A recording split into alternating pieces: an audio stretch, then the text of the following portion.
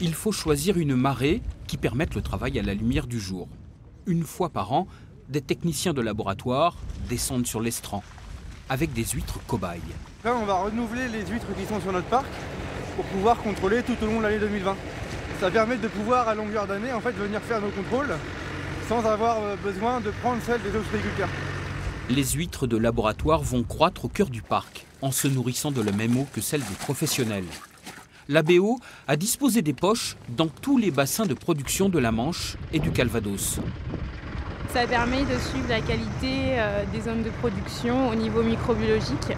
Notamment, on suit la bactérie Escherichia coli qui est donc responsable de diarrhée. Donc ça permet aux consommateurs de pouvoir consommer les huîtres en toute sécurité. Chaque jour, des spécimens arrivent au laboratoire à Saint-Lô en provenance de l'un des 40 points de prélèvement.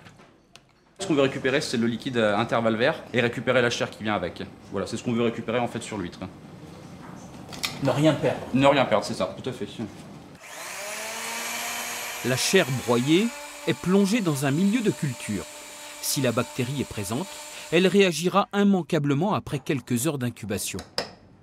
Là, par exemple, aujourd'hui, on a prélevé les coquillages. Ils sont mis en analyse le soir même et on a le résultat le lendemain matin. Donc en 24 heures, on peut avoir un résultat sur un coquillage.